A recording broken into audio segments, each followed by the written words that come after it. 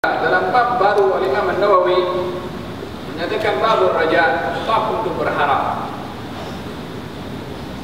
Sentiasa di dalam kitab tazkiyah atau kitab tasawuf, bila mana memperbahaskan tentang masalah takut akan diiringi dengan masalah harapan, agar supaya seseorang yang beriman itu mempunyai dua sifat yang mulia ini, sifat takut dan sifat berharap.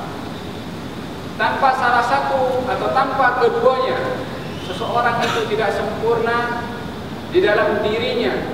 Orang yang tidak mempunyai harapan, yang sentiasa takut, maka dia akan tertutup pintu harapannya dan dia akan menjadi orang yang berputus asa, dan dia menyatakan bahwasanya dirinya tak ada lagi harapan. Dia akan buat apa saja, karena apa saja dia buat dah tak ada lagi harapan untuk dapat diperbaiki.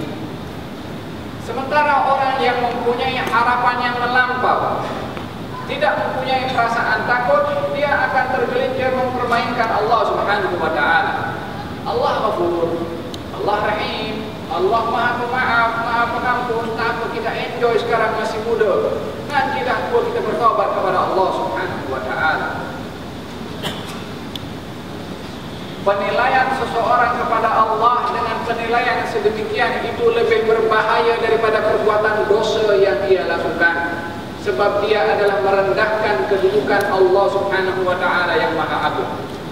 Mempermainkan sifat Allah Ar-Rahman dan Ar-Rahim dengan melawan kepada Allah Subhanahu wa taala. Kedua-duanya mesti ada perasaan takut, maka dia akan mencegah dia berbuat daripada perbuatan yang mungkar dan maksiat. Dan bila mana tergelincir daripada perbuatan maksiatnya dan mungkarnya, dia akan menggunakan pintu harapan dengan memanfaatkan maafnya Allah untuk memohon maaf kerana ketergelincirannya kepada perbuatan yang maksiat dan derhaka kepada Allah Subhanahu wa taala. Dua-dua mesti ada. Dua sayap tak boleh terbang dengan satu, sayap terbang dengan satu. Dua-dua mesti ada. Al-khawf wal raja. Tengok bagaimana Allah gambarkan tentang sifat Rahman dan Rahimnya Allah, dan melarang kepada hambanya untuk mempunyai sifat putus asa. Qul, katakan wahai Muhammad, ya ibadiyalladzina asrafu ala anfusihim, wahai hamba-hambaku yang melampaui batas, yang zalim, yang dia berlaku zalim kepada dirinya sendiri, yang berdosa kepada dirinya sendiri. La taqnatu min rahmatillah, jangan kamu putus asa daripada rahmat Allah. Allah ketika menyeru kepada hambanya yang berdosa itu, dia tidak terus mengatakan, wahai orang-orang yang zalim kepada dirinya sendiri, jangan kamu putus asa daripada rahmat Allah. Tapi Allah menyeru, wahai hamba-hambaku. Disandarkan oleh Allah Subhanahu wa taala mereka hamba-hamba itu hamba yang dinisbahkan kepada zatnya Allah yang Maha Tinggi, bukan hamba-hamba yang taat, bukan hamba-hamba yang mulia, bukan hamba-hamba yang dia beribadah sentiasa kepada Allah Subhanahu wa taala. Kalau seseorang hamba yang taat dan saleh dan beribadah kepada Allah Subhanahu wa taala, disandarkan oleh Allah kepada zatnya yang Maha Tinggi adalah untuk mengangkat derajat hamba itu di sisi Allah. Seperti firman Allah, wa ibadur rahman alladzina yamshuna 'alal ardi hawnan wa idza khatabahumul jahiluna qalu salama. Dan hamba-hamba yang Maha Pengasih, disandarkan hamba yang Maha Pengasih. Hamba aku ini, hamba aku Ar-Rahman. Mereka berjalan di atas muka bumi ini, bila mana orang bercakap-cakap kepada dia daripada perkara-perkara yang tak patut untuk dijawab, mereka mengatakan qalu salama, menjawab dengan jawaban yang selamat.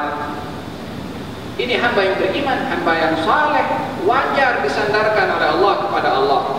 Tapi Allah ketika menyandarkan hamba-hambanya yang berlaku dosa, yang zalim kepada dirinya sendiri, untuk agar supaya mereka tidak lari dari Allah. Walaupun kamu zalim kepada diri kamu, walaupun kamu berdosa, sebanyak mana dosa yang kamu lakukan, jangan lari daripada aku, engkau masih hamba aku. Berharaplah kepada aku. Wahakala dalam hadits qudsi, kata Allah Subhanahu wa taala, kalau hambaku ini datang dengan segunung dosa atau datang dengan sepenuh bumi ini dengan dosa, datang kepada aku dan tidak menyekutukan kepada aku akan datangkan untuknya sepenuh bumi ini dengan pengampunan dan maaf.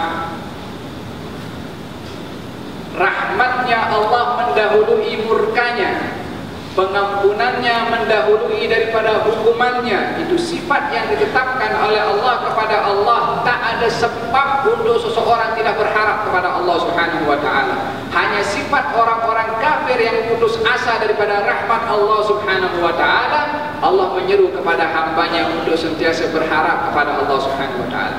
Melihat dalam kisah yang cukup masyhur, seseorang yang membunuh 99 kemudian digenapkan menjadi 100 dan datang kepada seorang yang alim bertanya, aku sudah membunuh 100 orang, bolehkah aku bertaubat kepada Allah Subhanahu wa taala? Dijawab, siapa yang menghalang engkau untuk bertaubat kepada Allah Subhanahu wa taala?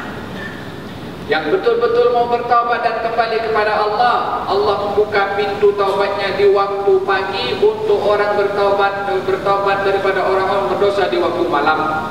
Allah membuka pintu taubatnya di waktu malam agar supaya orang-orang yang berbuat dosa di waktu tengah hari bertaubat kepada Allah. 24 jam pintu taubat Allah Subhanahu wa taala tidak pernah ditutup.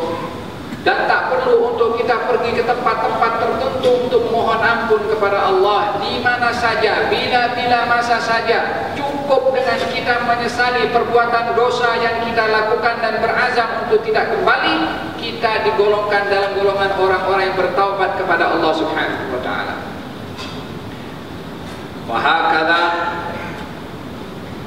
suruhan daripada Allah Subhanahu wa taala untuk kita sentiasa bertaubat dan berharap kepada Allah Subhanahu wa taala. Datang seorang Sayyidina Salman Al-Farisi, kalau saya datang kepada Rasulullah sallallahu alaihi wasallam mendengarkan hadis daripada baginda Rasulullah, barang siapa yang bersaksi tiada Tuhan selain Allah dan Muhammad adalah Rasulullah, maka dia akan masuk syurga.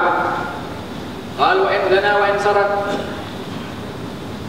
walaupun dia berzina dan walaupun dia mencuri. Abu Dhar, kata baginda Rasulullah, wa in zana wa in sarak, walaupun dia berzina, walaupun dia mencuri, kalau datang kepada Allah bertaubat, tidak menyekutukan Allah Subhanahu wa taala, maka dia akan masuk syurga. Kata Abu Dhar, wa in zana wa in sarak, diulang kali yang kedua. Dan walaupun dia berzina, walaupun dia mencuri, kata Nabi, wa in zana wa in sarak, walaupun dia berzina, walaupun dia mencuri. Abu Dhar macam tak clear lagi dengan dia, ulang kali yang ketiga, wa in zana wa in sarak, wa in zana wa in sarak wa in raghiba anfu Abi Dhar. Walaupun dia berzina, walaupun dia mencuri, walaupun Abu Dhar masih bertanya terus kepada, tetap akan masuk syurga bila mana dia datang kepada Allah, bertaubat kepada Allah, bukan datang dengan dosa kepada Allah Subhanahu wa taala. Ini menunjukkan bagaimana rahmat Allah untuk diberikan kepada sesiapa walaupun dia berdosa besar. Jangan putus asa daripada rahmat Allah. Rahmat Allah lebih luas daripada dosa semua manusia bila mana dikumpulkan menjadi satu. Tetap rahmat Allah Subhanahu wa taala lebih luas daripada dosa-dosa hamba-hambanya. Moga-moga Allah Subhanahu wa taala menanamkan kepada kita perasaan sentiasa berharap kepada Allah Subhanahu wa taala, dijauhkan oleh Allah Subhanahu wa taala daripada sifat putus asa, dan sentiasa kita dalam golongan orang-orang yang diampunkan oleh Allah dan dijaga daripada tergelincir melakukan dosa, sehingga berjumpa dengan Allah Subhanahu wa taala tanpa ada sedikit pun daripada dosa. Amin, Allahumma amin.